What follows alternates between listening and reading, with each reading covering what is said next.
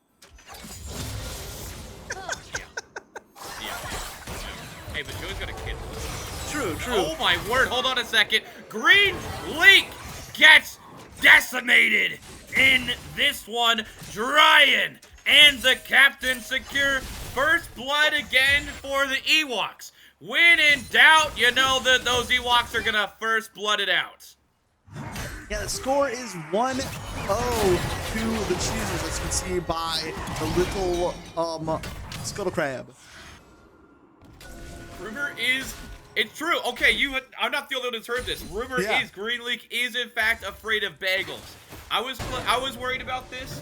I know that whenever the man sees a bit of Asiago, he starts trembling in his boots. I'm glad I wasn't the only one here. Okay, but instead, Green Leak is potentially going to be, well, he's going to be coined here, but it didn't matter last time when the EWOKS got first blood because the Cheezers turned things around in a hurry.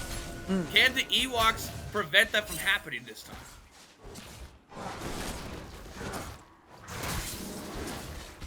Yeah, you know, with that first blood, they're practically even right now in gold.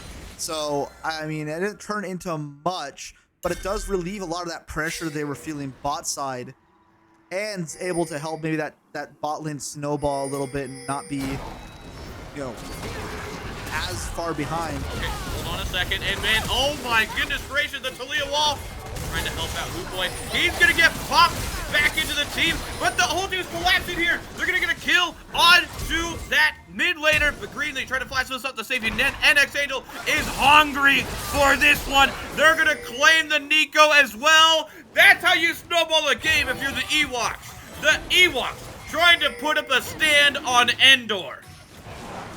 Yeah, and on all sides winning.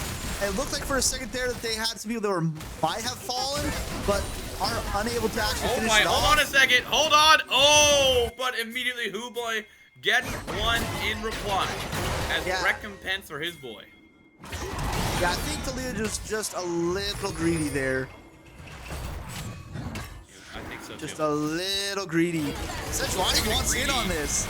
Exactly, but they got a TP coming in, and that means that Cheezers need to back the hell up.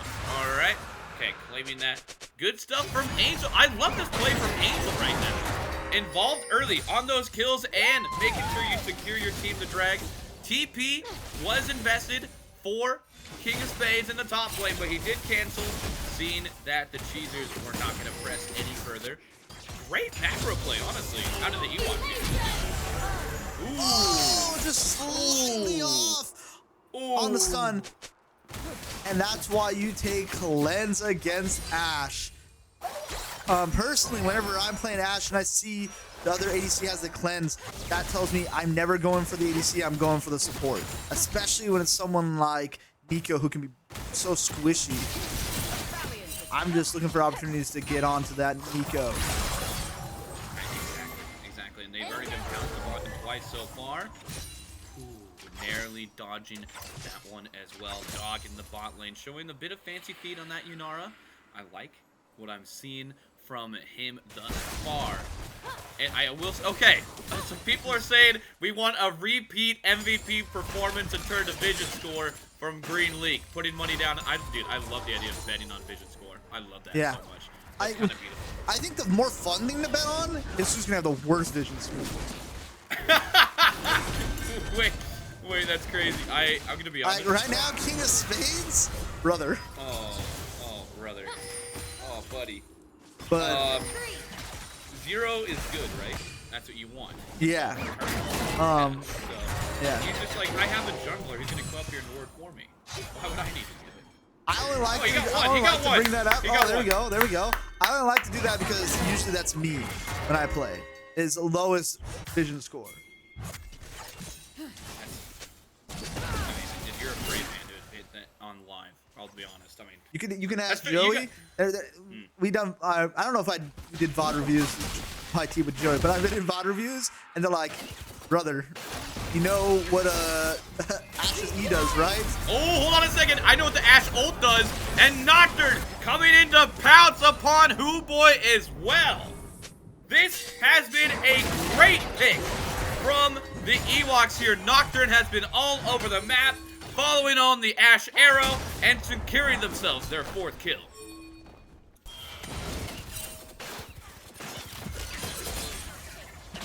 and that's just, you know, understanding the situation, understanding, hey, you can pick this person off, even if they, you know, reflect Ashhold, we still have a great opportunity. This mid laner is slightly out of position, and the whole team is there.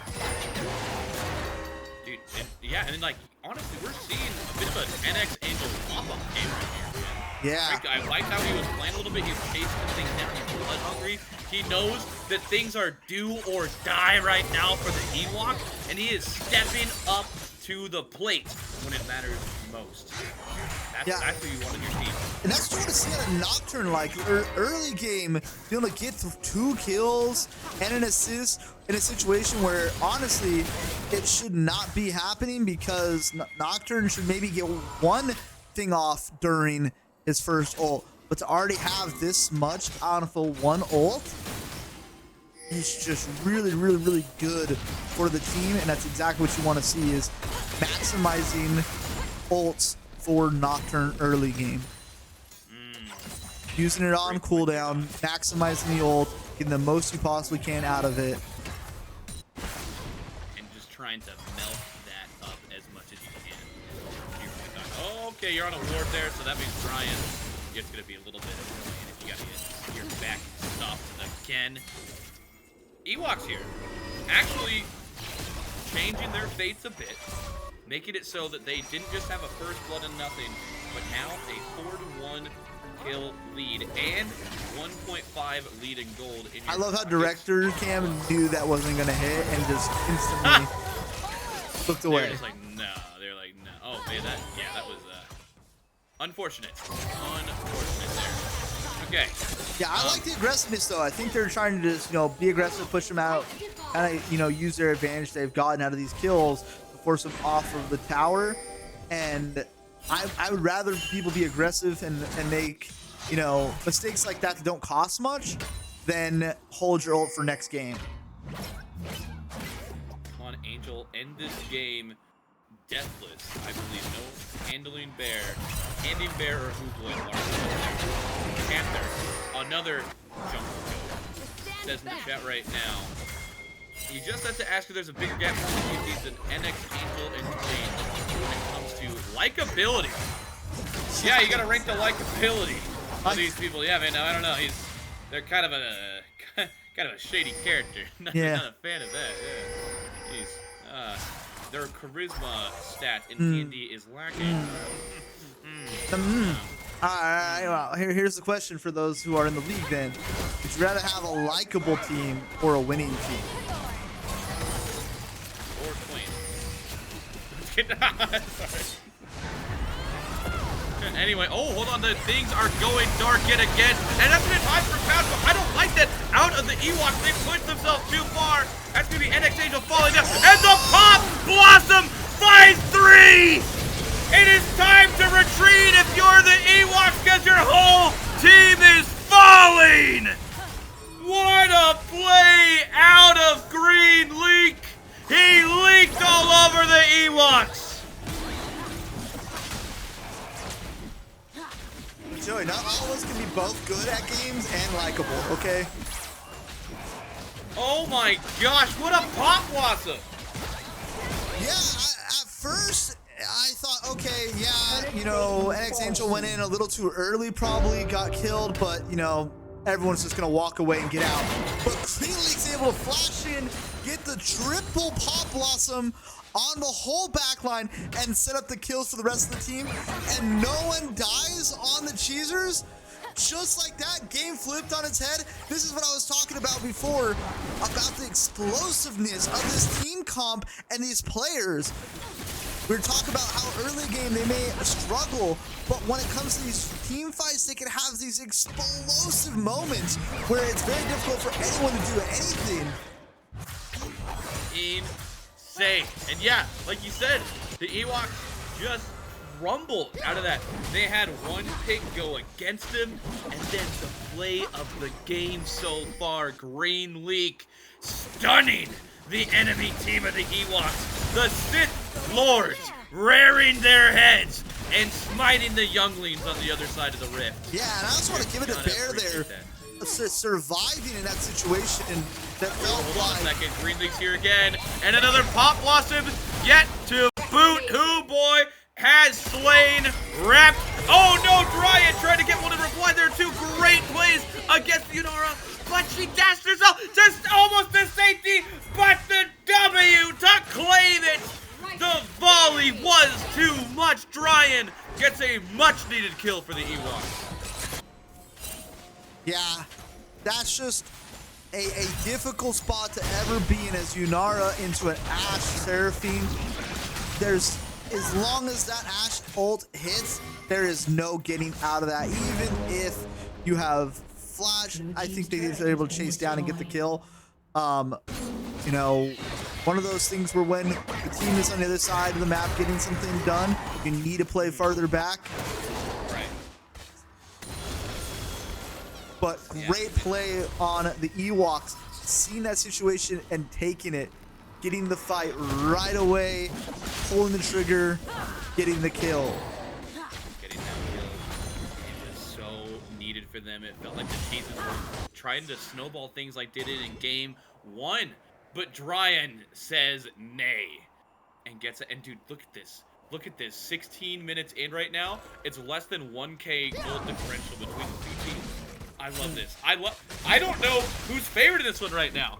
I'm not gonna lie. I'm starting to stand up a little bit in my seat because we have a potential playoff game that might come down to the wire in this one, my guy. Yeah, I mean, this is one of those where, like, I see both teams have abilities to win these team fights, win the game. I'm not sure, you know, who wins overall, but man, there's I don't either. Both have such great. The money's in the right spot. Teams are playing well. It's just who can find the opportunities at the right time. King of Spades trying to say you're no longer on Gangplank, my guy. No pentas out of you, but he has some friends in there too, and they're gonna slay the bear in the top lane. What an ult by Dryan. Like, that was insane that he was able to predict where he was going to be. If it wasn't for that ult, Bear gets out with his life. Maybe he's able to fight under tower and turn something, but the ult just hits all the way from downtown. My goodness gracious. Okay, Reps is trying to turn things around here again in the jungle. And all the teams of both sides are there. They know that they are trying to support one another here. It's even in kills, and the EWOKS have the slightest gold lane you've ever seen in your life here. It is getting tense. Things are building. This is one where, like you said, you don't know who's gonna come out in this game. Like you said, Dot. I don't know either. That's the most exciting League of Legends to me, when you can't tell who the victor's gonna be at the end. This is awesome. Yeah, it looks like we're about to, like, set up for this giant fight here over this next dragon. Both teams have one. It's 6-6. Gold lead's practically even. The comps look very similarly strong right now. Is this gonna be probably the deciding factor? Is this next dragon? Depending on how the teams play it. If they decide we're all out fighting for this, we don't care if we win or lose, you know, we're ready to throw the game on this one fight, then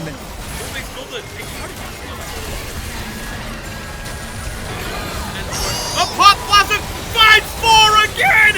The Green League! But hold on a second, Hooboy is fighting the back line, but Dryan is able to claim the kill for himself. Oh no, Twain has to back things off. Bear now forced to retreat, but the ult now to follow things up. Yunara's gonna fall. Oh, the EWOK Masterclass! It's an ace and a quadra kill for Dryan! what a fight! And it looks like No way!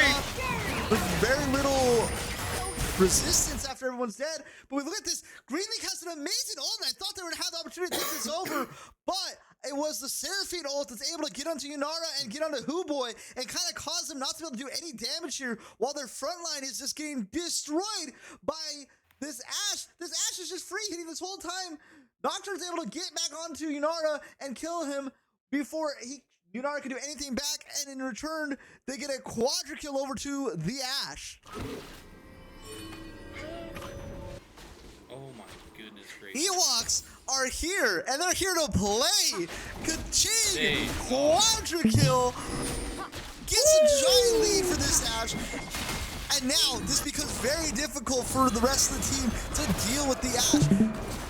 Bear is usually trying to get up to this back line and cause mayhem, but if Ashe is ahead and is able to kite this Aatrox and this Sejuanian, it becomes very difficult for the team to be able to get onto her. It is indeed, man. That was the best team fight the EWOKS have had the entire season. Their life on the line, and Dryan comes in clutch with the free farming. And like you said, yeah, like you said, Dot, how are you gonna get in on this guy? How are you gonna pounce on him? And even though they had the 4-man Pop Blossom again, it didn't matter, because Dryan showed up when he needed to the most. Blackheart Boy, last force to save. Ichiwama is, wow, an Ewokanese. So... Ichiwama! Ichiwama! Oh that leads them into not only an advantage of getting the second dragon, but they're taking on Otacon right here, and the CHEEZERS don't even know what's going on. They have no idea. This is Survivor. This is Survivor because they just got blindsided, brother. They booked that and had no idea things are going on. And they started the mid lane. Hold on!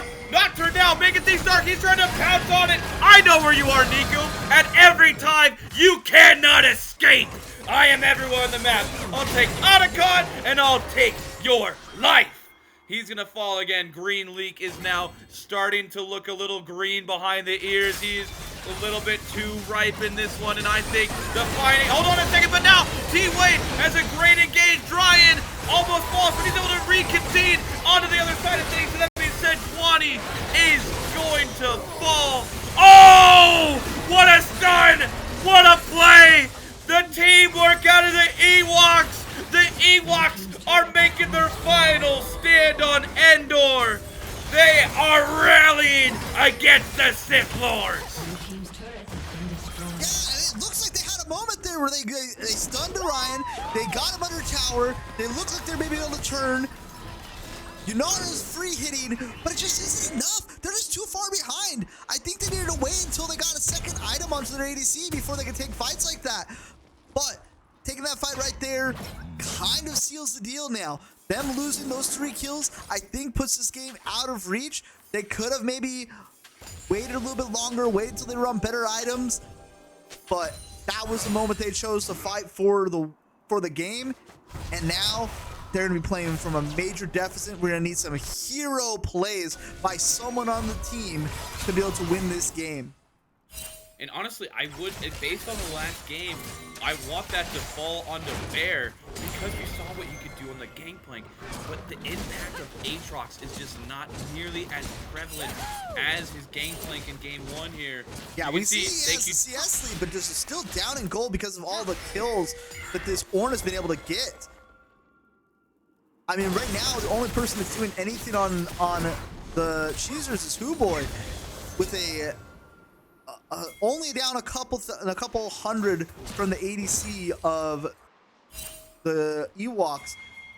You're really gonna have to wait for this 3rd item for this Mel and hope that 3-item Mel is able to, you know, find a fight where she can just pump out damage from the back line, stay safe, maybe reverse one of the big ults, send it back to him, and win the game.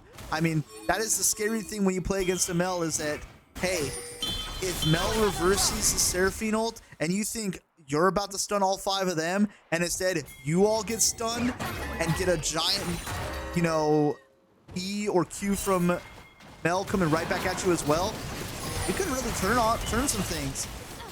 It looks like the CHEEZERS though are giving this dragon, realizing, hey, we need to get some more gold, maybe looking to get that item they need to be able to bring this back.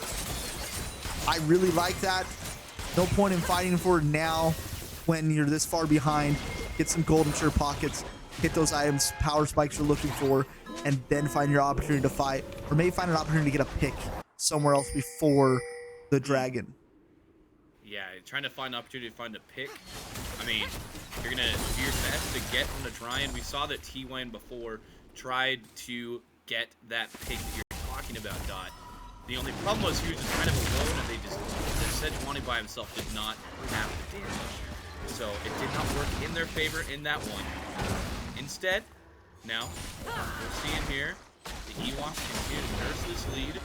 But here's the thing, man. Baron is such a important buff in this game. I know the EWOKS are up right now, but they have been known to throw some games. Even though NX Angel is playing immaculately, we've already seen a quadra kill for Dryan so far on the Ashe as well. They are playing great. I know that there is choke potential from the EWOKS and clutch potential from the CHEEZERS, so I'm not counting them out just yet. Despite the gold lead here, we'll see. There is a possibility if they can find the pick you're talking about. I don't think this game is over per se. I just think that the EWOKS are definitely in the driver's seat and have, as long as they play their game the way they should be playing, should win this game from this state.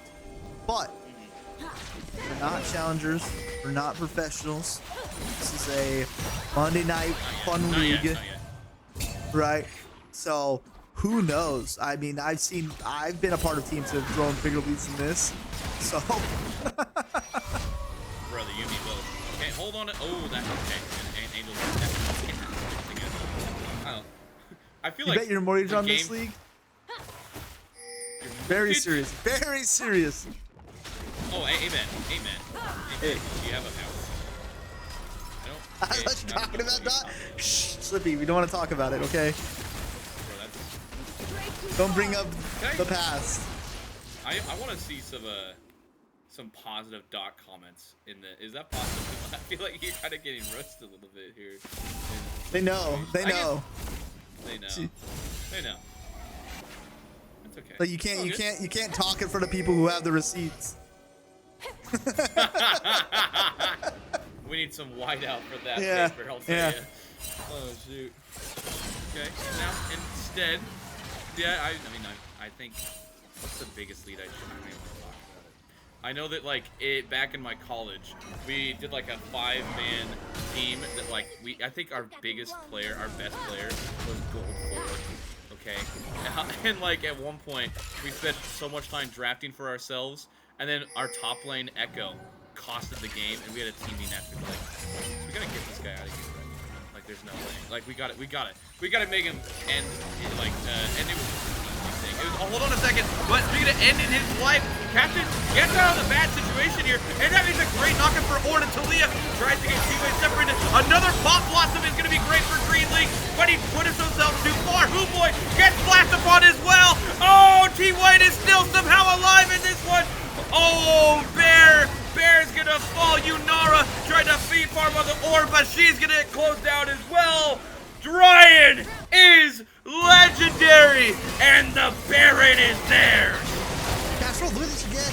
It looks like I think they just pulled the trigger a little too fast on this. Ichiwama. Huboy had an opportunity to get a kill there, and I think this pulls the trigger a little too quickly on the ult and puts himself in a really bad situation. Greenleaf goes over the wall to get this giant Pop Blossom, but no one's able to follow it back up, which just causes this split fight where no one's able to really do anything. Bear comes from the sides, not able to do anything, and they're able to just clean up these kills because it's just so difficult because of that wall. This last pick of this Talia really showing its value in these walls and being able to cause situations where it's difficult for the team to follow up and split these fights, the damage away from their tanks and their front line.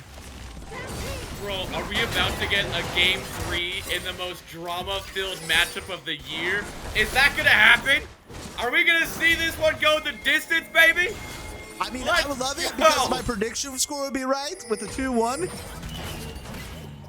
If the CHEEZERS can win the next game. Dude, how are the EWOKS doing this after they got decimated in Game 1? How? What the heck? Oh my goodness gracious, the Cheezers are trying to turn things around. Trying to stun up King of Spade here, but that Orin has a little bit of armor on him, man. I would not try to mess with him too much, especially with Nocturne. And the NX Angel's been doing so much, but oh no! Hold on, T-Wayne! You're pushing yourself so far, but the NX Angel! Nocturne gets us up to safety with an ult, but he's still gonna fall! In reply, Yunara, ADC, gonna get clapped! And that means the team of the EWOKS are going to push us on the victory. Dryan continues to free hit and free farm for a double kill. I think that might be it. That might be game right there. With Baron buff, they TP both their solo laners to the top side and are going for the finish. If Green League here has got to try to do something to stop this, I don't know if they can. You have to suicide for the minions here. You can't let this happen. Oh no, he missed the game. Oh. The pop blossom, he gets another big pop, but he's gonna be the one that stopped and popped on that one. He is not blossoming. In fact, the Cheezers are wielding the power of the EWOKS. Cannot be denied. Endor stands again on business, and we're going to a game 3, baby. Game 3, Cheezers versus EWOKS, the play-in to get into the play-in. We got it. Let's go. Holy mother of all that's good and holy, brother. Holy. I think I just spit all over my monitor. Oh, my word. Definitely did as well. Oh my word, bro. Yo! We get another game of this?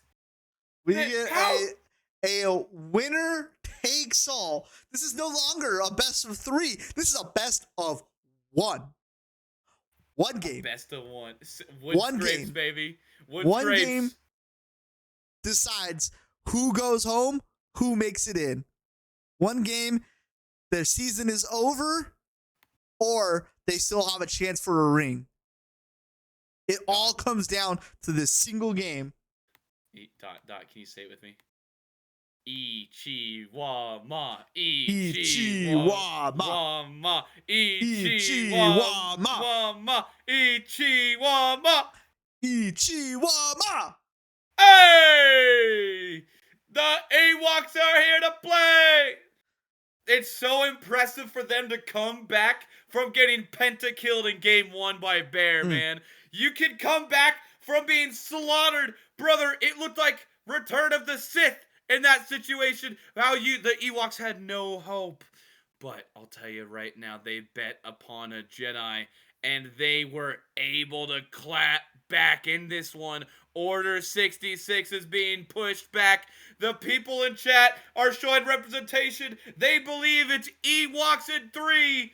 Oh, man, both you and I predicted the Cheezers in this one, man. But I don't know if I can vote for them, given that great performance out of the EWOKS.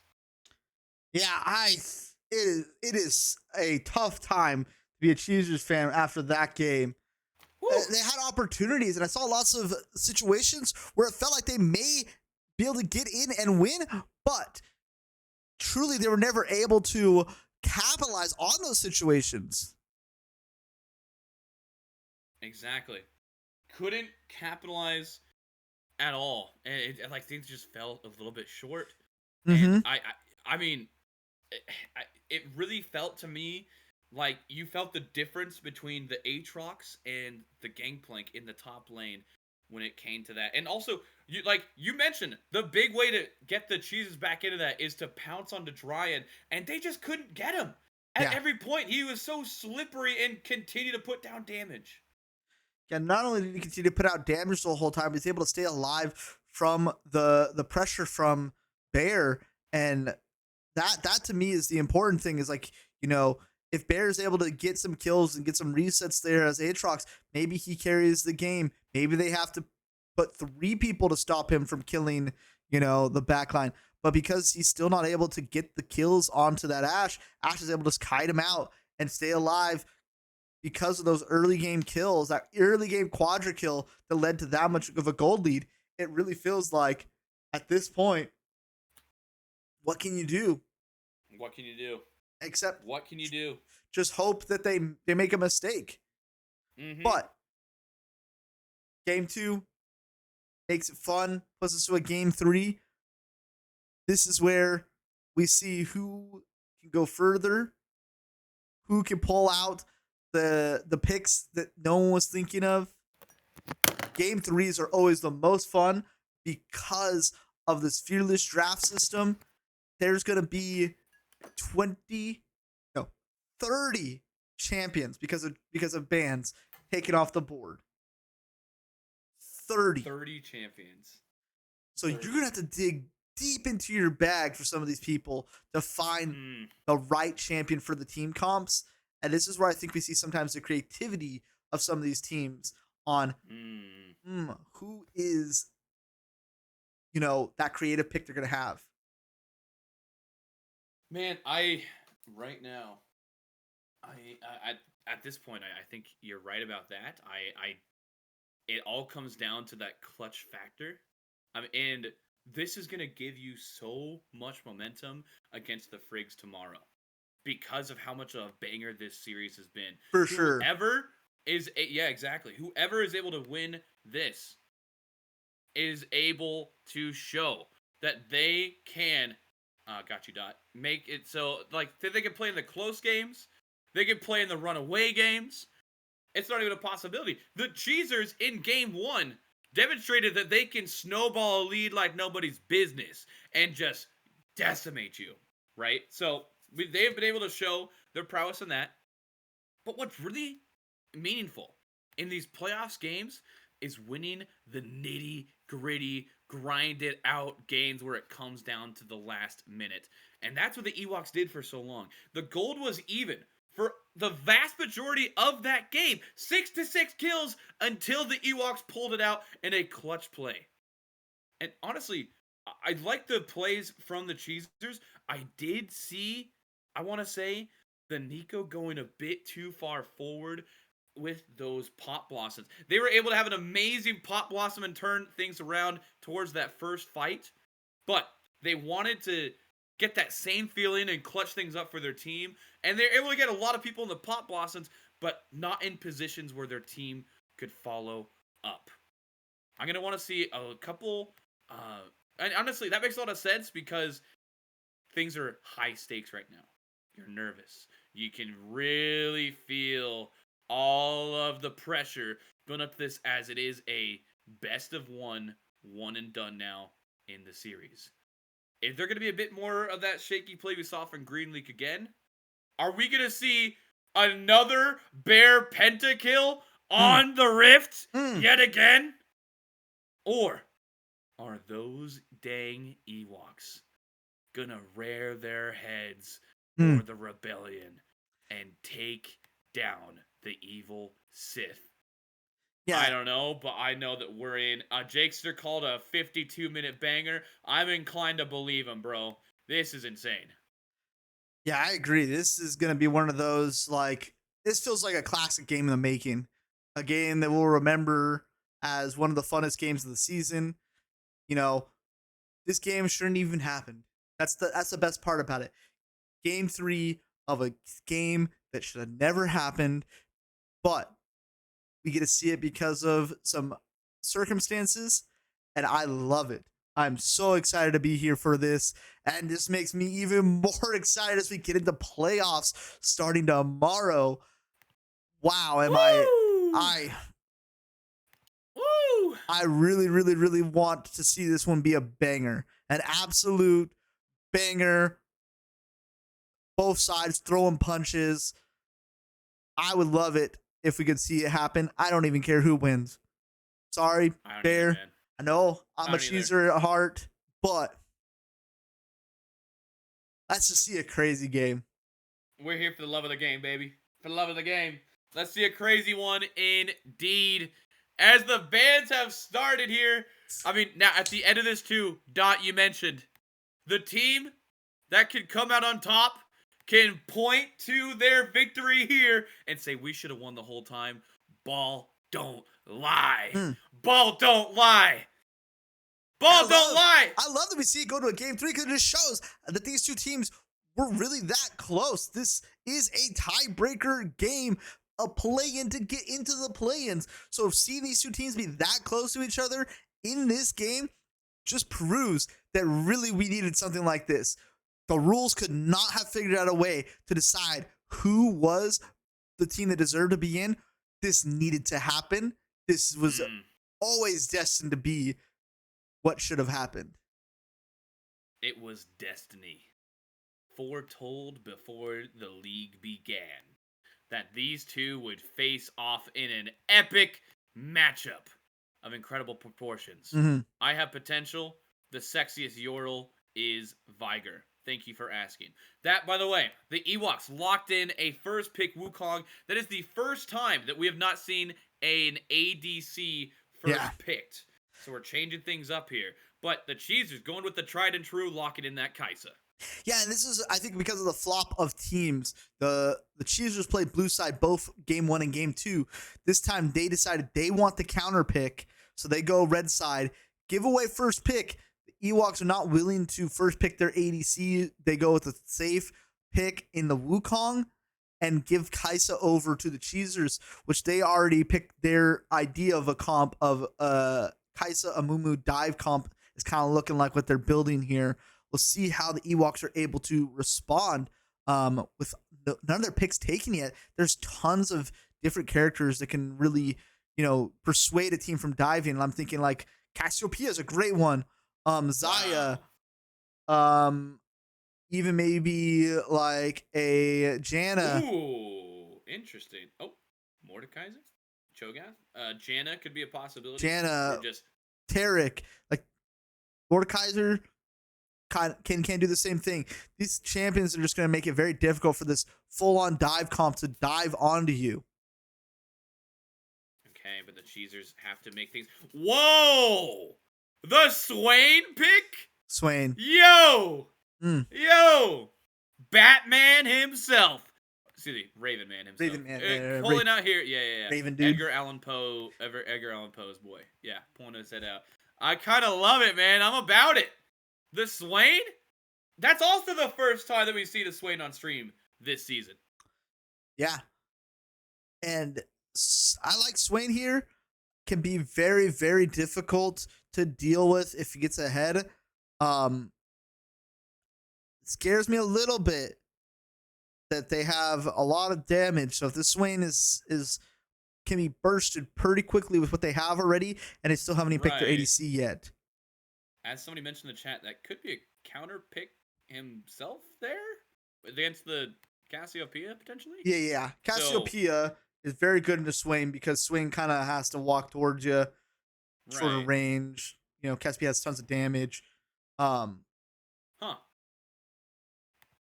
Interesting pick there, to say the least. It's okay, but things are going to be changing around. That is going to be for Huboy. We've seen Huboy play incredibly well. At least we can all agree on the Cowboys being booty. Oh, they're awesome. I agree. Dude, but I'm going to be honest, though. I am a Dak Prescott believer now after what I've seen this season. As someone who lives near the Cowboys, they're booty. They always will be booty, and I'm glad that they're booty. Dude, George Pickens, though? Oh, my goodness gracious. Okay, now. Back on. I love the Bard. I love the Bard play. Coming out here from the CHEEZERS. This is the kind of pick that you want to see to put yourself into the playoffs tomorrow. I don't know. Oh, no. Dot here is one that lives by Dallas. Goldies or Hatados together. Yo, dude, I'd love some Goldies. What is Goldies? Goldies is it's barbecue place out here. It's so good. Oh man, dude, can I be honest? I'm gonna say this I've said this before on stream, and I'm gonna say it again. Whataburger overrated, straight up overrated, and it's not even close. Overrated and overpriced. Oh, man.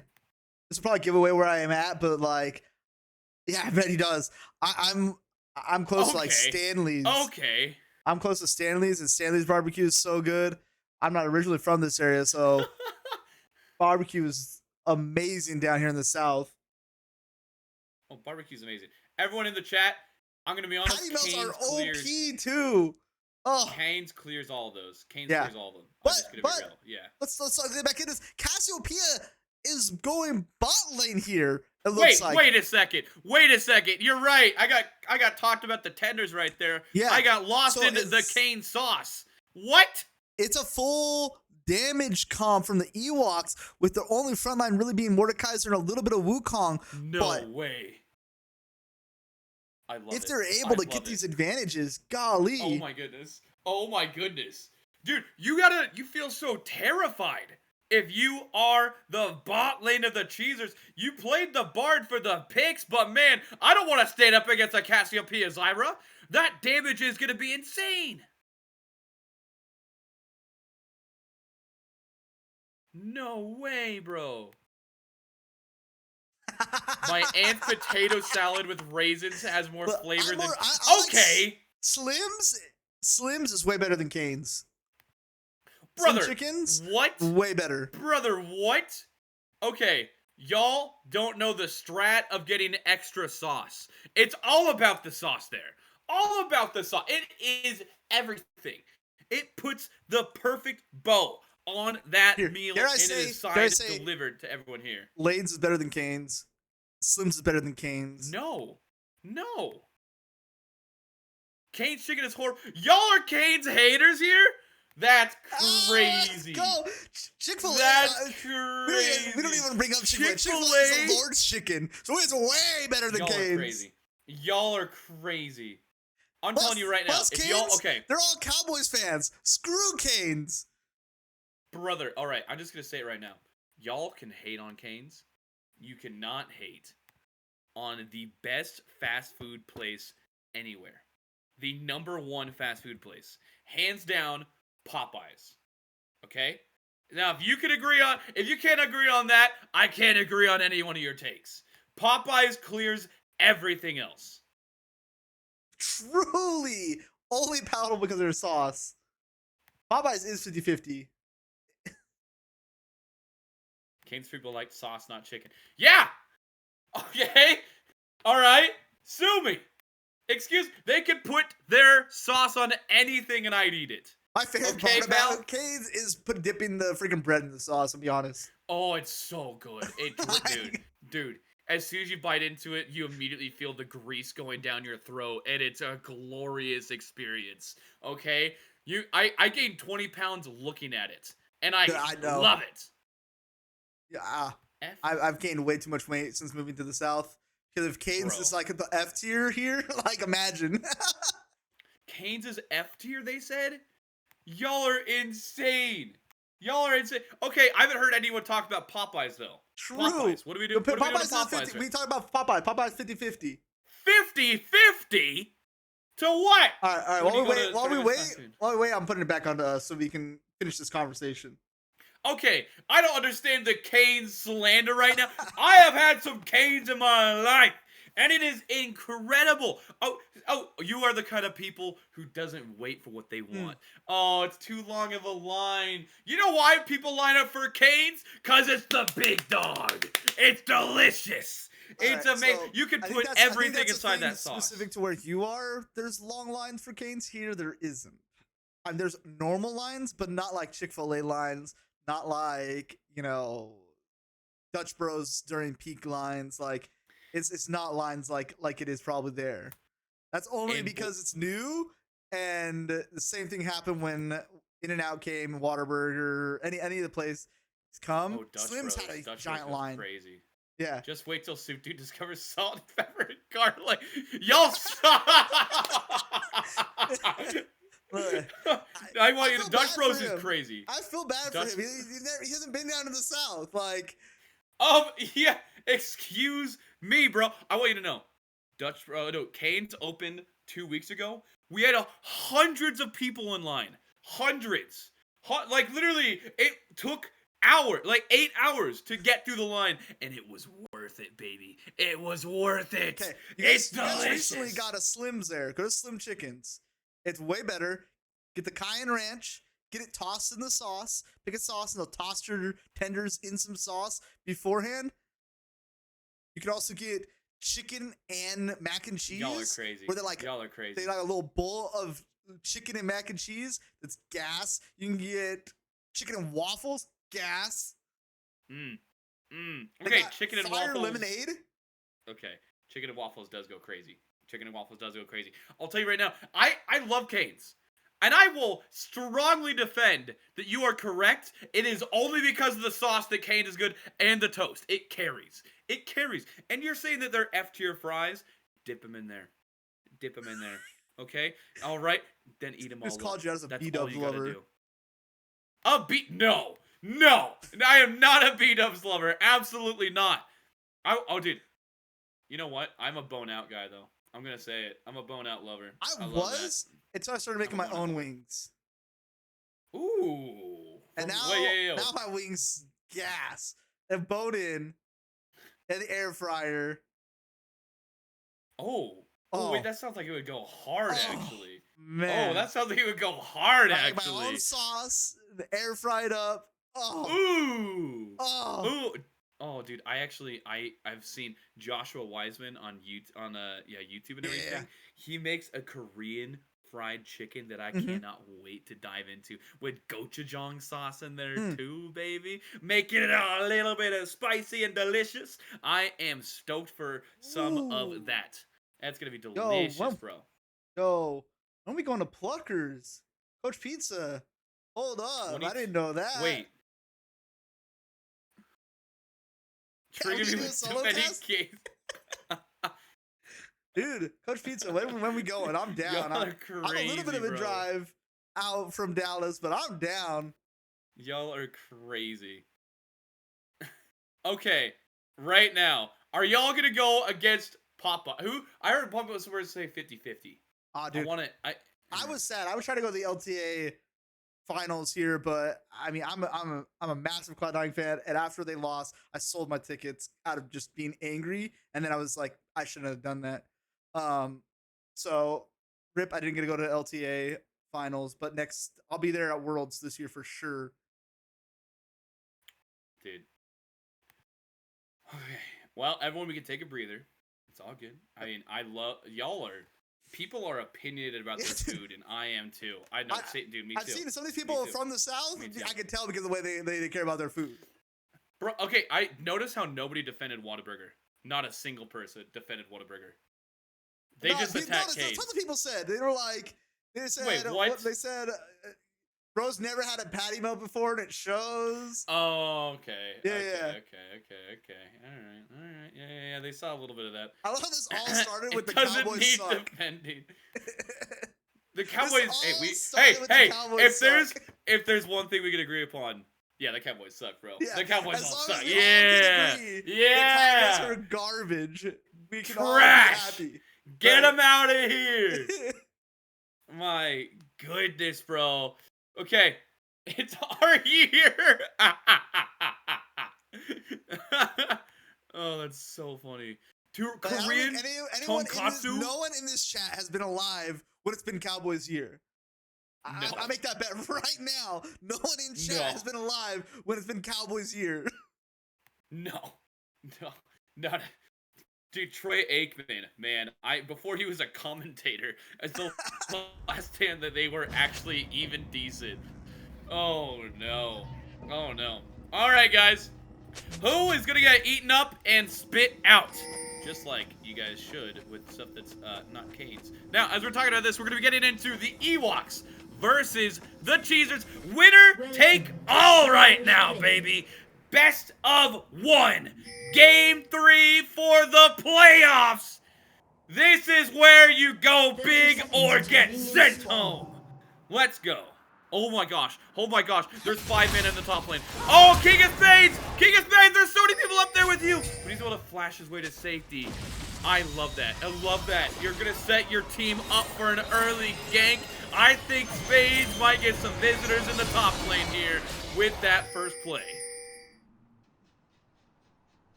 How I miss it. Whoa. All right, hold on a second. Reps, saying hello to who boy over there. Whose boy? Yours. I'll tell you right now, things are looking great. We're still talking about Katsu in the chat right now, and I'm about I'm it. disappointed. I clicked on it. About I clicked on the link thinking it was somewhere here and close to me. It's freaking Japan. Oh, in Shibai. I mean, that makes sense. That's where you have your best. For sure. But like, I was like, oh shoot, man, there's a place here in Dallas. Let's go. But nah. When I had authentic ramen for the first time, it changed my life. I've just got to say. It is an eye-opening experience. Because over when I was in Washington for a while, there's a large Asian population. So the ramen shops there are next level, bro. Yeah. They're so good. Yeah. Oh, my word. Oh. This place is costing ham. Doesn't exist. Oh, rip. Dude, can I be honest? Rip. The times that I've seen the chat most active and I commentated is when we talk about food. It's the best way to do it. It's the best way to do it. Dude, I'm telling you, that is the way to get anyone to start talking. Yeah. No. For real. Beat-ups is such a thing. I do agree that beat-ups is horrible. There's no way around it. I'm a Five Guys defender. I love Five Guys. I think Five Guys is S tier. It is worth. And it is not as expensive as people joke about. Thank you. It's really not. It's really like people are like, oh, I spent $50. You don't spend. You spend the same amount as you would at freaking like Whataburger. Like, let's be honest. Who would have thought this guy's a Five Guys lover? All right, Coach Pizza. Okay, pal. What? Are you a Pizza Hut fan still in 2025? Are you not on top of the Domino's meta with your pizza takes, buddy? Yeah. I know you. Okay, pal. You wanna put up the dukes while I'm squaring up? Oh man, I love that Joey's still being like, hey, anyway, guys. So yeah, Ryan. Who's a knower? But meanwhile, everyone's like, Shake Shack slaps! It does though. It absolutely slaps. Shake Shack is rip Shake Shack. We just closed ours like right before I moved here. No, bro. When you have a Shake Shack in your neighborhood, it means that you are in an elevated neighborhood. It literally adds some to the demographic here. And speaking of adding things, we added a gank into the mid lane, but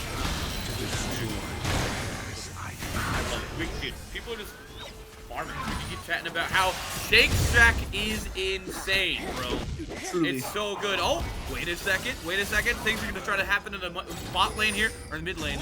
Rep trying to pounce on a Who boy. And he's going to follow up there too. Rep trying to make things happen. He's going to turn things around. And that's going to be first blood on the NX Angel. The bleed is able to finish him off there. Just a little bit, I think it was actually the red buff is able to finish him off. Just a little bit of burn left over. Gets him the first blood over to the Wukong. Oh my goodness.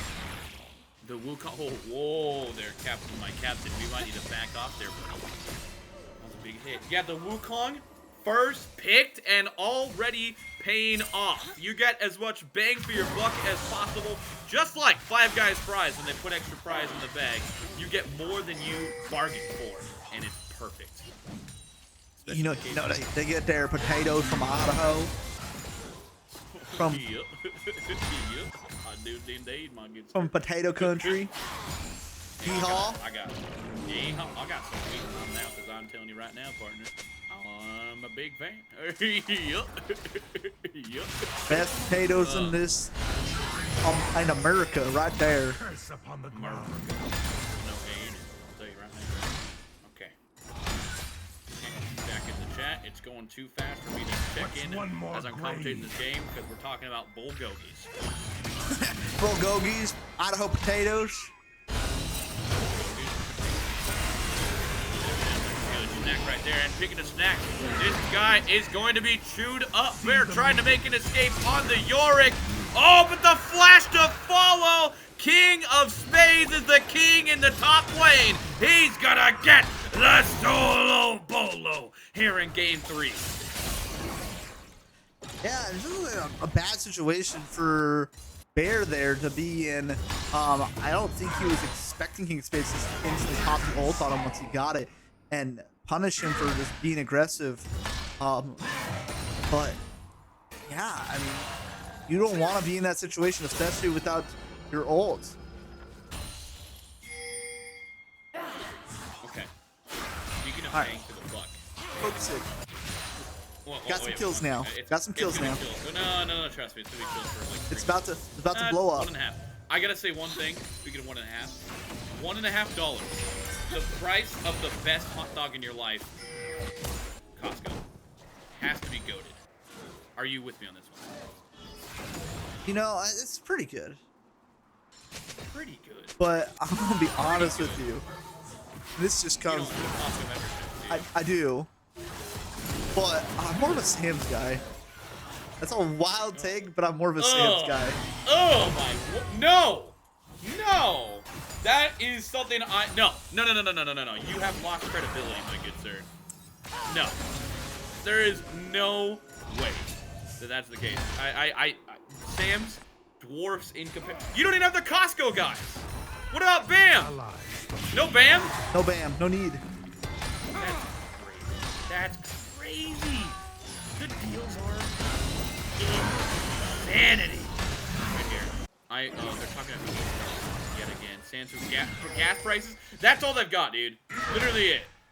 That's a one and done in the match. It's 99 to 1 Dude, in favor of Costco. it's literally under $2 right now here for our gas at Sam's. Wait, really? 190, 195. That does go crazy. Hold on a second. Speaking of going crazy right here, Amumu trying to stun things up and wait for his team, but King of Spades is going to help Pounce here in that jungle. They're going to claim the feat of war for the EWOKS, popping up here early. Wukong now in a dangerous spot. He needs to get out of that pit right now. Oh, buddy! Oh, what plays from him? Oh, nobody gets shut down, but not before. He swayed things in that favor. A pop and a pop! Whoa! They kill each other! And now Green League, you're not where you want to be! Oh my goodness gracious! What a fight around the grubs! The Swain kills one for the other, and it's going to be 6-2 right now in a snowballing lead out of the EWOKS. Yeah, if you're the Cheezers here, this is starting to get to the point where, like, you're afraid to even walk up to any fight. A almost 3K lead at 9 minutes. Crazy. Ichiwama! Ichiwama! Ichiwama! They want more. They want it all. And they're going to take it. The Cheezers looking like shells of themselves after that game 1. And oh, in the bot lane here too, the Cassiopeia bot is going to help Zyra take that kill on the Kaisa. The Cheezers look disorganized. They're absolutely discombobulated. They're bamboozled. The EWOKS are running over Endor yet again. Yeah, as the Cheezers here, I don't know what their path is back into this game, except for trying to farm, trying to maybe get some picks, try to use this dive comp to go in. But I don't think even if they go in or on a dive on a specific champion, they have a chance of winning. I mean, they're just so far behind and don't have the tools really to fight in this moment. No, they at all. As a 2.5 gold lead at 10 minutes. That is massive for them. And they have it on mostly the right characters. 2 on the Yone, 2 on the Wukong, 1 on the Mordekaiser. Just the 2 on the Zyras are the outliers in this one. Yeah, but even then, like, Zyra as a character can be so strong and oppressive. It may not even matter that it's a support, quote unquote. She can just become the oppressor. You're kind of playing a dual, supportive ADC support lane here, where both of them can be the carry or the support. And Zyra might just become something difficult for this team to deal with. You dive in on her, she just uses her ult, uses all of her plants.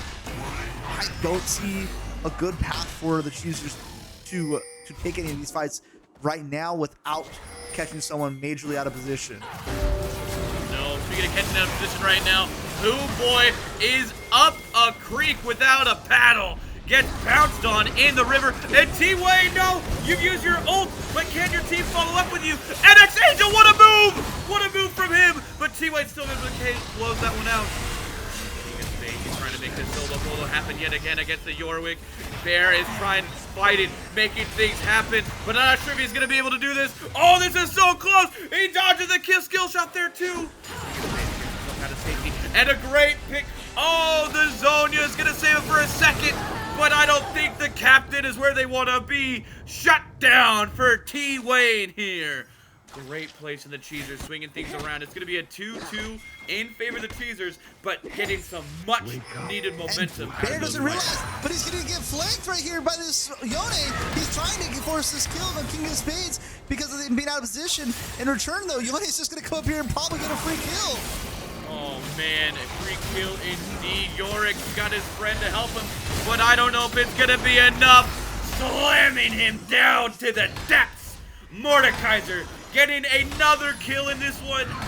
And no, that's going to be the third death for Bear in this game.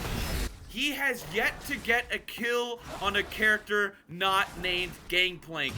Since then, he has been a bit of a shadow of himself in the top lane, and the EWOKS are taking full advantage out of the King of Spades prowess.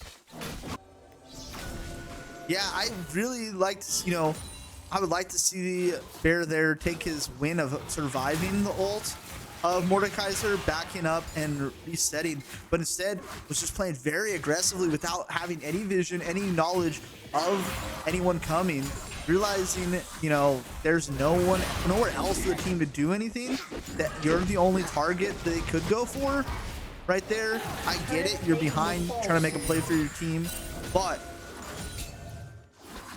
that blows games right there. Situations like that. You're right. Honestly, just great plays out of NX Angel to notice that situation, punish the bad, honestly, the unfortunate play out of Bear.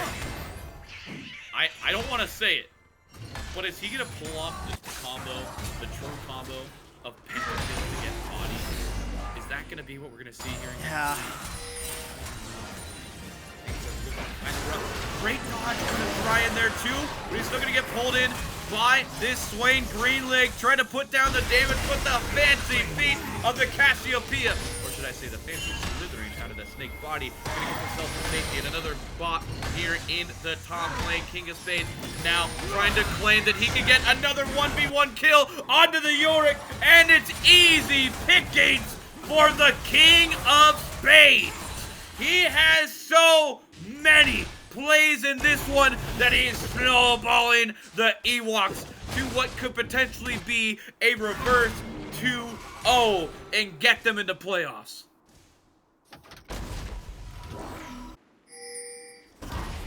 And that's just unfortunate. This team is starting to fall apart in this game already. They need to find an opportunity to get back into it. I just don't see where or how, but we'll see as they find, maybe one of these next dragons or objectives they can try to find a play on the other side and try to get some gold back into their pocket. This Kai'Sa is not far behind. You may be able to play through that, but it is just very difficult at this point for the team to play when their solo lanes are losing this hard and they're not able to really do anything on their own. Hold on a second. That's Captain's been taking a lot of damage right now. I'm gonna make that thing happen. Try it now. Oscar the ball. He's trying to kite and make things happen. Oh, but they barely get the kill now in reply. And NX Angel gonna fall here too. Captain flashes away. Kai'Sa, gets killed by the Yone. I love that out of him right there. But now they're gonna continue this delayed fight. It's going to be repped taking down Bear yet again. 0-5 on the Yorick. Oh no. Great plays out of Rep. They're showing that incredible gameplay. This has been their best game of the series so far on the Yone. Rep's gonna make himself get to safety there too. Does not want to mess with Boy more than he already has. And that is, oh man, great plays out of Rep there, man. Yeah, I thought for a second there the Cheezers had found their opportunity to get a pick and turn this fight. Maybe a little bit. Guy Cassiopeia was able to really hit them and slowly get those fights. But this Yone is able to hit the Saints field to get across, to finish off the Kai'Sa that got away, is able to do so much damage, and now it's just a menace for anyone in the side lane. I don't think there's anywhere this Yone can't go, and maybe 1v1, if not 2v1, just about any lane. Wait. Hold on. I'm trying to start up drag right now. Cheezers. Yeah, this is kind of a desperate play to try to get an advantage. They get it, but they're gonna get killed in reply. Honestly, I do think that is worth. Yeah. If you're the Cheezers, you need to get something of an advantage in this game that's snowballing out of your control. And an early objective lead can be way back into this. They're able to send Bear top, and he's probably gonna get this, get himself back into this. This is one of those games where maybe they just start split pushing and doing some, funny stuff to try to keep themselves into this game. Exactly. I mean, they have the objective lead right now. When it comes to the Dragons, and they're down 3.5k gold. It's going to be a bit more now after they take that in the bot lane there. But it's not out of reach just yet.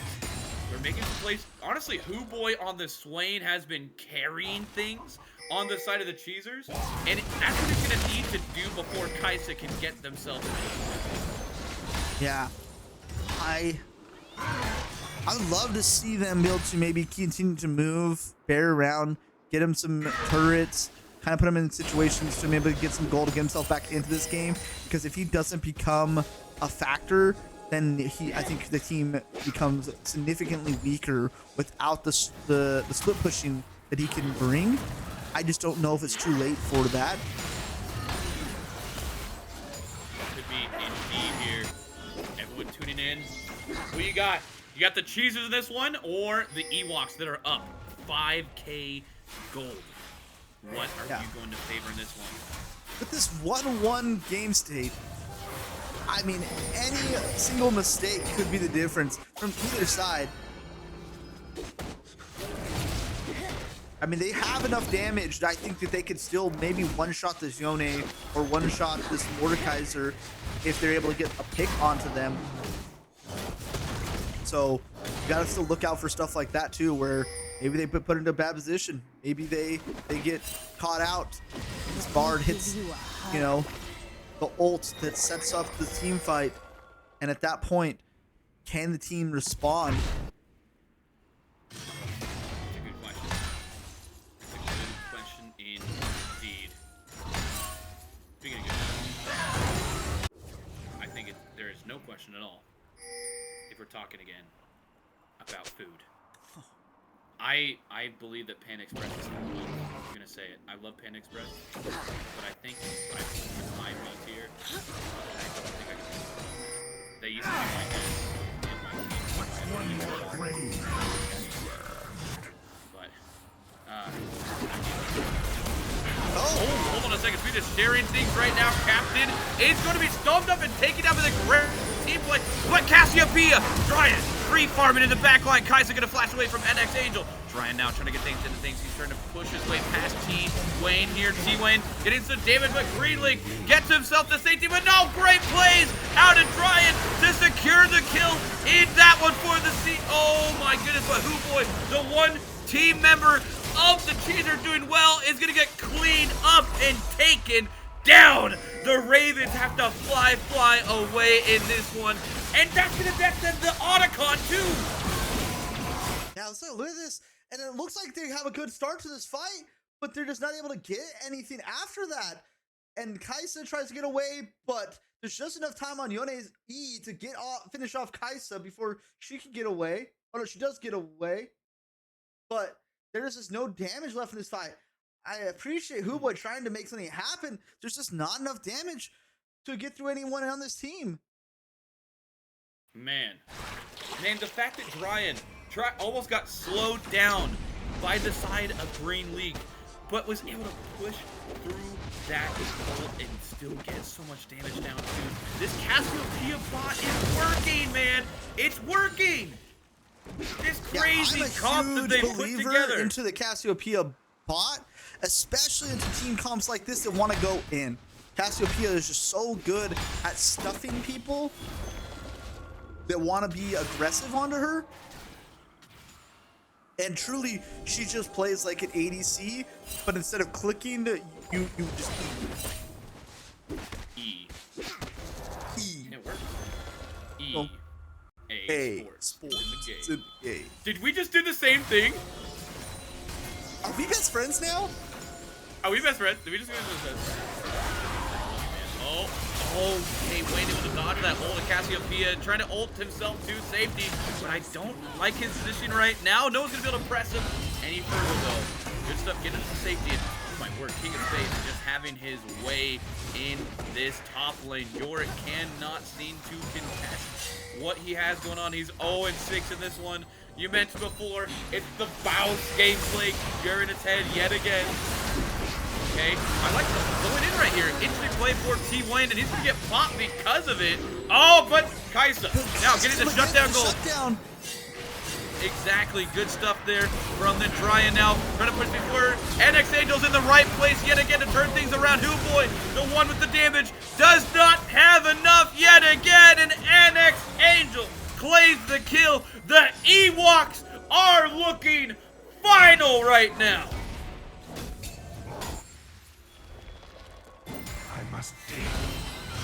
Yeah, they keep having these moments where it feels like they're figuring something out and they're doing something good, and then they're just not able to get away after the moment, right? They're able to kill this Yone, get the gold on a Kaisa, but then they get caught out and they get chased down, and they're able to, get the kill onto the Zyra, and then they get chased down. They're able to survive Mordekaiser ult, but then they get chased down. They just need to be able to convert these plays into bigger plays, and right now it just seems like they have to waste so much just to get the one kill that by the time the rest of the team shows up, the person's staying alive just long enough that they cannot finish out the fights. Indeed, they just can't make it happen right here. Huboy looked like he was getting some things in his favor, but it's all going to be on Dog the Kaisa. They're going to pull things out in this one. I don't know. At this point, a 7K gold lead when I'm about 6. It's looking pretty devastating for the EWOKS. Hold on a second. Rep now trying to pounce on a Huboy then too. He knows he's a fed Yone, and he's demonstrating it with that great play out of him. And he tags Dryan back in and starting to get those kills. They tag each other back out. Retreating here. Wayne goes in for that one, trying to get a kill onto the captain, but that's not who you want at all. He's gonna kill you instead. Kaisa falls. T-Wayne dies. The Yorick ult gonna get clapped here too. Man, everywhere you look, the Cheezers are desperately trying to find an answer, but they cannot do anything against the EWOKS. They're gonna take down the Sith base in this one. Yeah, that to me is just, they're desperate now. They're desperately trying to make plays on, when you're wasting all of your damage and everything on the support and just barely getting the support and sending 3 people to die for it. It is just showing that you're desperate for the win now. You're desperate and you can't, you're trying to find opportunities that maybe are not there instead of waiting for the opportunities to show up. Oh, okay. He's trying to buy some time for his team, but I don't think it's going to matter. And it does not in this one. They claim the Baron and 10K gold lead in this one. I think, like you said, is going to spell the doom of the Cheezers. I like the Baron, that Barrett play by, the Bard trying to make something fun happen, trying to see if there's a chance, but it's just so difficult. So difficult to try to make anything happen unless you're willing to flash in, try to make a play and give away your life, which at this point would have been worth it if they can get it, but they cannot afford, if they truly want to win this game, they cannot afford another death on their team. Two more deaths spells the end of this game. Not only the end of this game, the end of their season. This could be the Cheezers going home after a legendary run to get into these play-ins. They were able to take it over the EWOKS in the last time these people matched up. They had the dominant hand in that one, and they also felled the Drizzlers on their way to these play-ins. But the EWOKS, no. Rebellion Knight together, they can flash back. They're going to get a stun here onto Brian. He's going to flash for that stun as well, but it's not going to matter. Pop-ups and X-Angel blames another, and things are just going snowballing out of control. Bear trying to get one in reply, but he can't even do that. The engage from the Cheezer is going to get flipped on its head. He's just under the tower free farming your Amumu. It's an unofficial ace in this one, as Hooboy can just watch as his team crumbles. The GGs are sent in chat. The Cheezers know that it's over. Ben, it is going to be Bear getting the pentakill in game one, and then the EWOKS clapping back on Endor to take the 2-1 series and put themselves into the playoffs. And the final team in this year's playoffs is the EWOKS with a 2-1 victory in this tiebreaker. Ichiwama, Ichiwama, Ichiwama, Ichiwama, Ichiwama.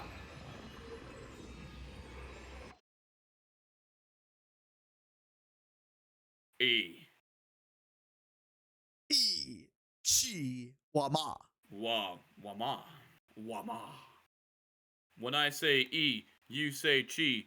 E. Chi. Wama. Okay. Dude, incredible play from the EWOKS going down after they got bodied in game one. It wasn't close. They were able to show that mental fortitude and prowess to reverse sweep the series. They've got to be feeling so good in this one. To clutch up when it matters most is how you play playoff ball. And despite all the discourse about who's going to make it to playoffs, we said one thing ahead of time, Dot. Whoever wins this one can say, ball don't lie. Ball don't lie. The EWOKS take it.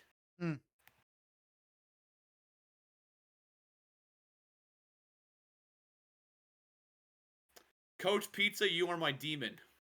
And I would like you to experience suffering in life. Okay. Good. All right. I want to do something special for playoffs to see if we can get this going. I'd like to do an interview both with the team who lost and the team who won. Oh, okay. So I think we're going to do Bear first.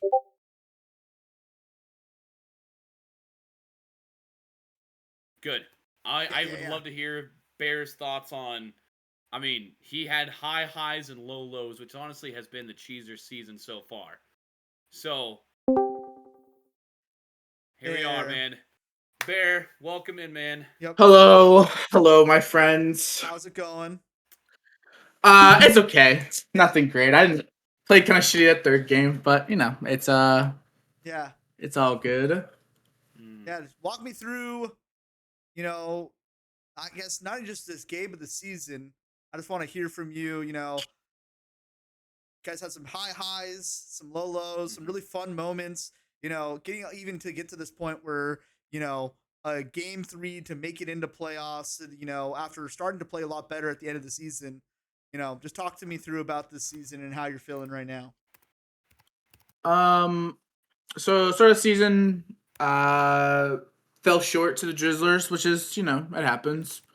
Started off a little rocky for us, and then we went through the ups and downs through our mid season. Just could never get to click.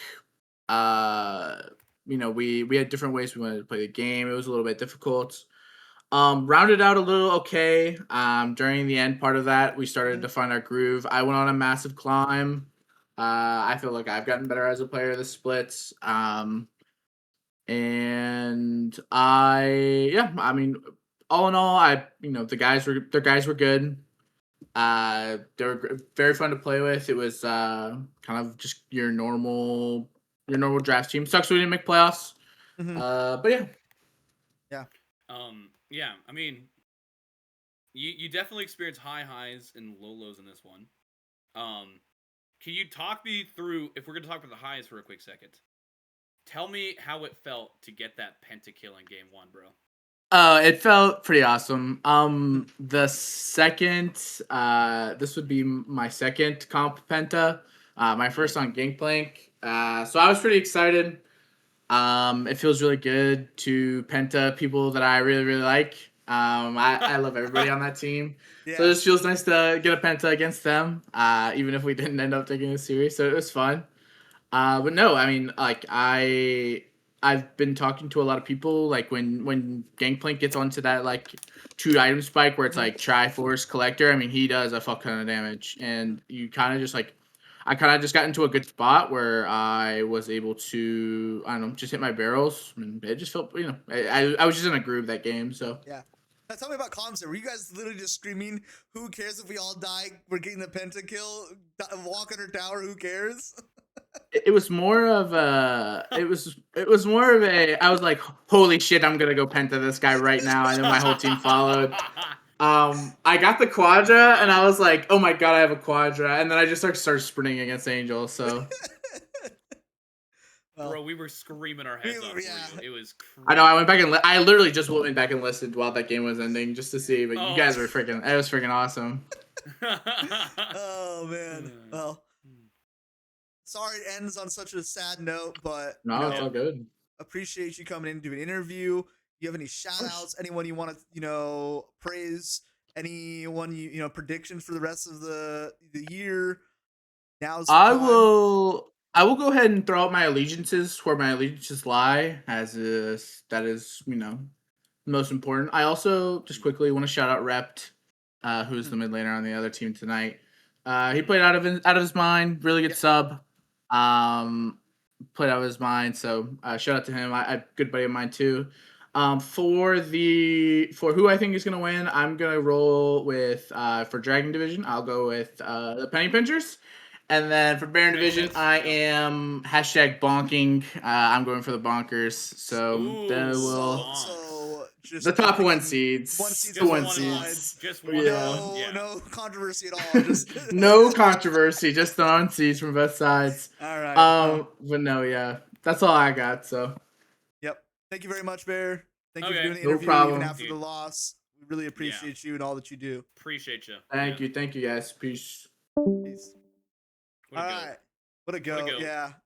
I appreciate him coming in for the interview after a loss. I know that could be difficult, but I think it's cool to get to, give everyone an opportunity, especially at the end of the season when we're not going to see him play again, to say something as, their final going away message. But now we're going to bring in Angel for the winner side interview. Dude, Angel. Hello. Welcome on Hello. in, dude. Yo. Welcome in. Bro, congratulations, man. Dude, you just popped off and went crazy to get into playoffs, man. How you feeling? Listen, I got all the intout in game 1, and after that, we went for it. And it doesn't really, you say popped off, but I was just kind of, facilitating. It was the guys behind me doing the heavy lifting. Love to hear it. Humble guy. Okay. You say that. I thought you were at the center of a bunch of fights personally, so that's how I feel, but I thought you crushed. Yes. Much appreciated. Yeah. So just walk me through this. We have this very interesting play-in to the play-in. How did you guys prepare for this match specifically? Was it, we know we're the better team, we're just going to win? Or, did you put a lot more focus on this because it's like, hey, we can't even worry about our game that we have to play on Monday. We have to win this game right now and put all of our focus on that. So we're a little bit lucky where we did play the Cheezers in week 6, so like there's not much difference like as far as like what our prep was, what we knew they would want to play. Like I wouldn't say we had it perfect, but we had a fairly good idea of what we are going to be up against. And then like we kind of just rolled forward our same plan when we played the Cheezers last time, except we executed it a whole lot better this time because we did lose 2-0 when we played them the first time. Right. So we took our lessons. We came back better this time around. Can I talk about? I'm gonna speak candidly here. You guys kind of got washed in game 1, like destroyed. Yeah. Listen, that's like, Ewok special at this point. It's it's what we do. Yeah, it was, and then like the bear pentakill. Dot and I were talking. We were like, "How in the world, if you are the Ewoks, do you come back from a thrashing like that? Mental like that, yeah. Yeah. How do you reset your mental exactly after a game like that? Well, I can't speak for the rest of the team, but for me, it was like walk to the kitchen, grab a drink, come back, just kind of wipe it all from the brain. Wipe it all from the brain. It's just another game. Love to hear that. Okay. And it would actually kind of worked out in favor because like we already had, like I said, since this is the second time we played them, we had like really good ideas for, all right, this is what we kind of stuff we want to do. Yeah. So like by the time game 1 was over, we were already getting the gears spinning for game 2. So like we came into game 2 rolling. Yeah. Well, then I guess my other question is, what was the differences then in game 2 and game 3 that you guys saw? Was it just you guys feel like you had better drafts? You guys executed a little bit better? What was the change that you guys try to make between that first game and game 2 and game 3? I'll say the biggest thing is like we actually played the map as a team better games 2 and game 3. Game 1 we were just kind of all playing way too slow and we weren't able to get where we needed to on time, or we just weren't all together as a unit yet. But like by the time that game 2 rolled around, we were all together. We were all playing really well as a team.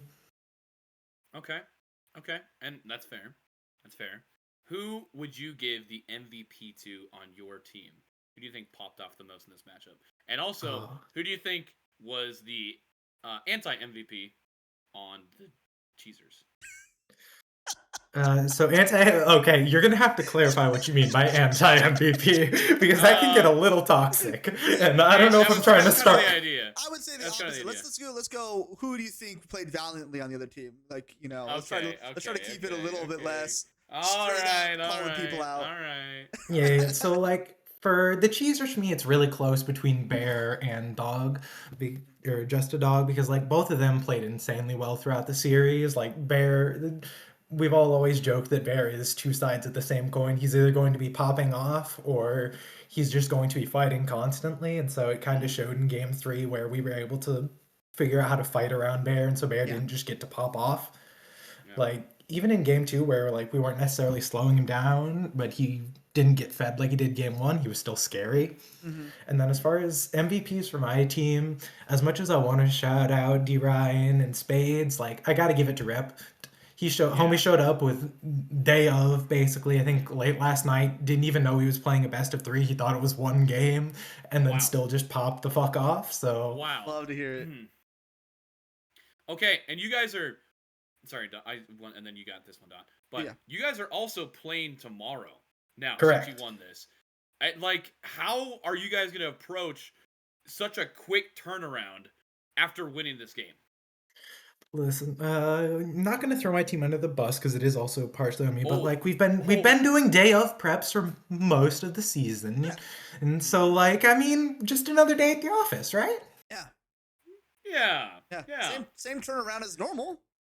Exactly. Show up day of, play the game, lock the fuck in. We get to bed in the business. Lock it. That's all you gotta do. Oh my gosh. All right. Well, I got a half a question left, not even a full one, but after a game like that, you guys get into playoffs. What's your guys' expectations going against the penny pinchers?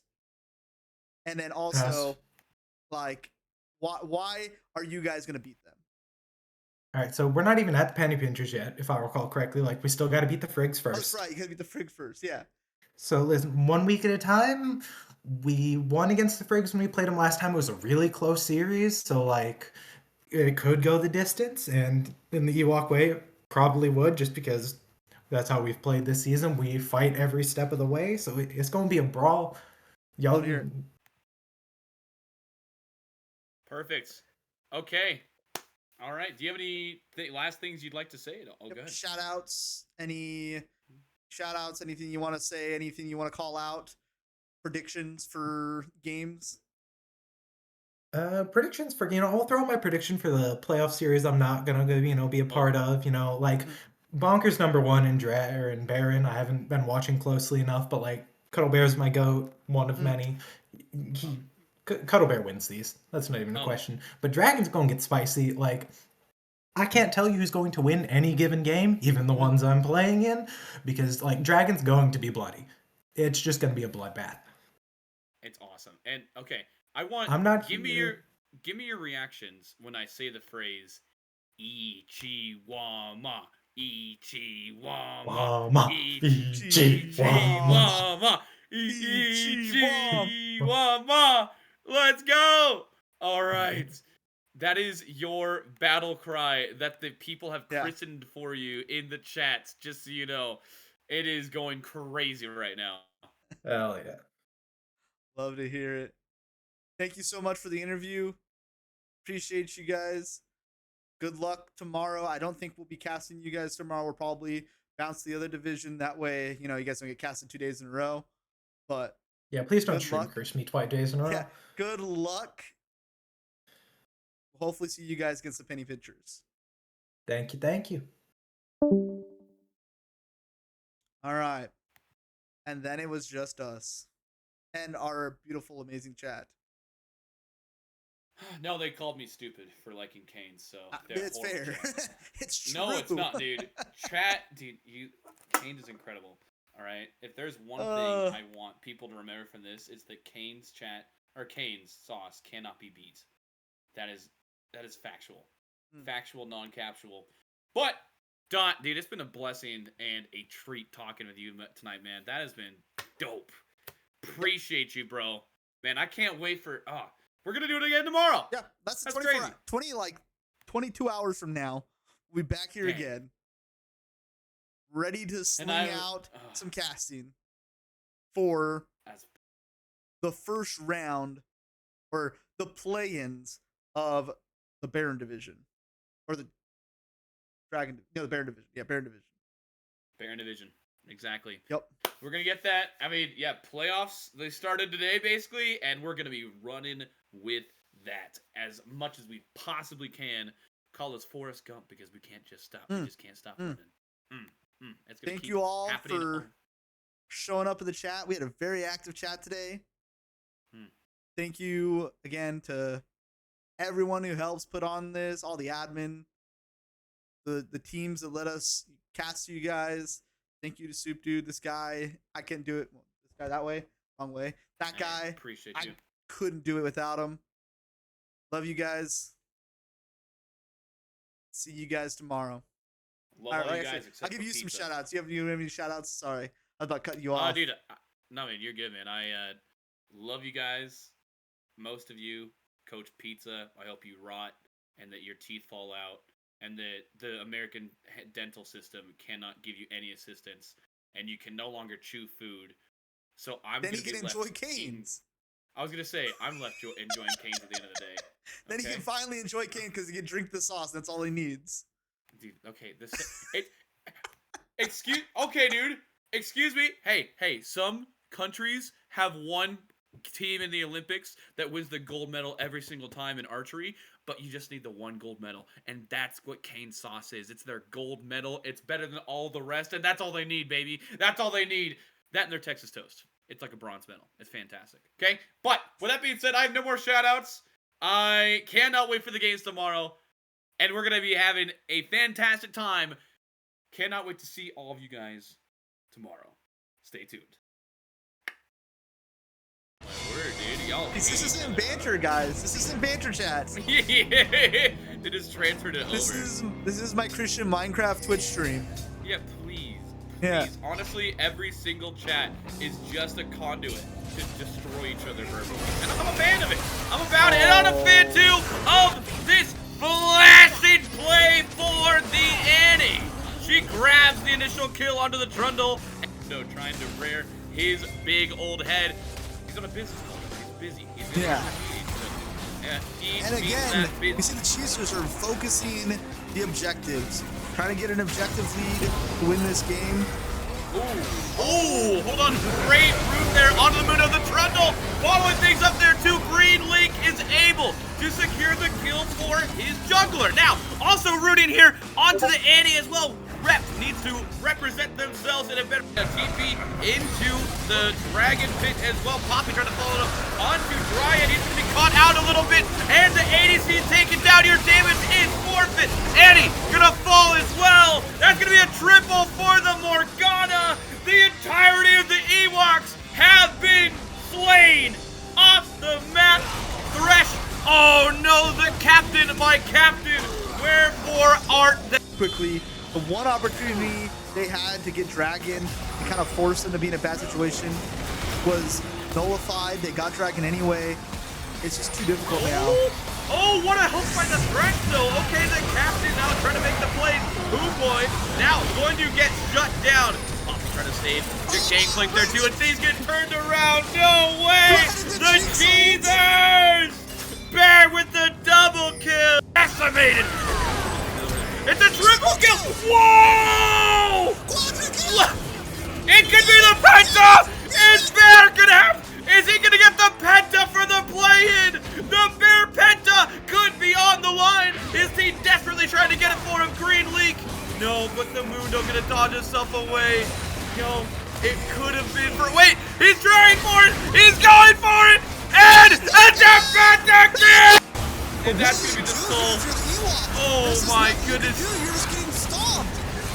You're getting stomped. I mean, Poppy's gonna possibly fall here. King of Spades falls here. But yeah, like you said, they're getting stomped, flashing themselves to safety. Oh, Who Boy has his eyes set on the ref.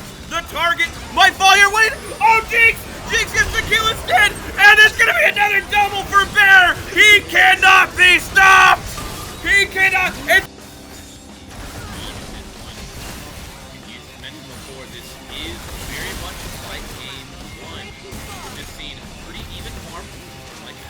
Hey guys, I don't like the Joey age slander. I think both me and Zoom Dude are older than Joey.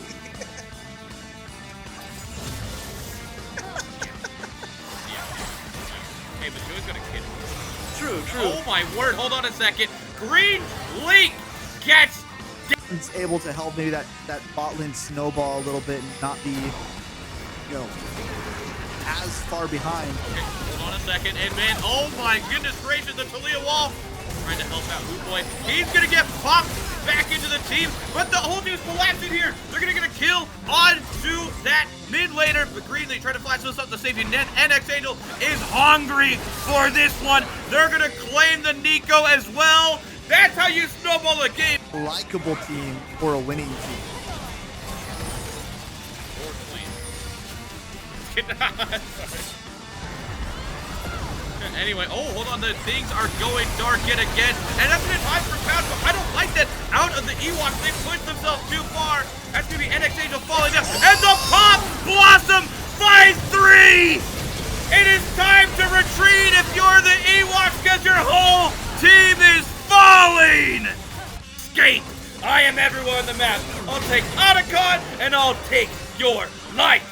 He's gonna fall again. Green Leak is now starting to look a little green behind the ears. He's a little bit too ripe in this one, and I think the fighting... Hold on a second, but now T-Wade has a great engage. Dryan almost falls, but he's able to reconvene onto the other side of things. So that being said, 20 is going to fall. Oh! What a stun! What a... Like, ending... Hold on a second. But speaking of ending his life, Captain gets out of the bad situation here, and that means a great knockup for Ornn and Talia. Tries to get T-Wade separated. Another Pop Blossom is going to be great for Green League, but he put himself too far. Who Boy gets flashed upon as well. Oh, T-Wade is still somehow alive in this one. Oh, Bear's going to fall. Yunara tried to feed farm on the orb, but she's going to get closed down as well. Ryan is. People just keep chatting about how Shake Shack is insane, bro. It's so good. Oh, wait a second. Things are gonna try to happen in the spot lane here, or mid lane.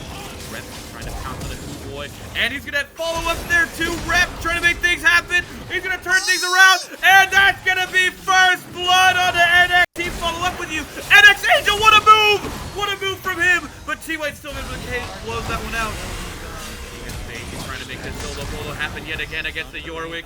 Bear is trying to fight it, making things happen, but I'm not sure if he's gonna be able to do this. Oh, this is so close! He dodges the skill shot there too.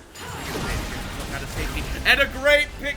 Oh, the Zonia is gonna save it for a second, but I don't think the captain is where they want to be. Shut down for T-Way. Play when their solo lanes are losing this hard, and they're not able to really do anything on their own. Hold on a second. The captain's been taking a lot of damage right now. He's trying to kite and make things happen. Oh, but they barely get the kill now in reply. And X Angel gonna fall here too. Captain flashes away. Kaisa, oh, gets killed by the Yiza Fed Yone. And he's demonstrating it with that great play out of him. And he tags Ryan back in and starting to get those kills. They tag each other back out. Retreating here. Blaine goes in for that one, trying to get a kill onto the captain, but that's not who you want at all. He's gonna kill you instead. Kaisa falls. T-Wade dies. The Yorick ult gonna get clapped here too. Man, everywhere you look, the Cheezers are desperately trying. They're gonna get a stun here onto Ryan. He's gonna flash for that stun as well, but it's not gonna matter. Pop-ups and X Angel blames another, and things are just going snowballing out of control. Bear trying to get one in reply, but he can't even do that. The engage from the Cheezer is gonna get flipped on its head. He's just under the tower, free farming your Amumu. GGs are sent in chat. The Cheezers know that it's over. Ben, it is gonna be Bear getting the pentakill in game 1, and then the EWOKS clapping back on Endor to take the 2-1 series and put themselves into the playoffs. And the final team in this year's playoffs is the EWOKS.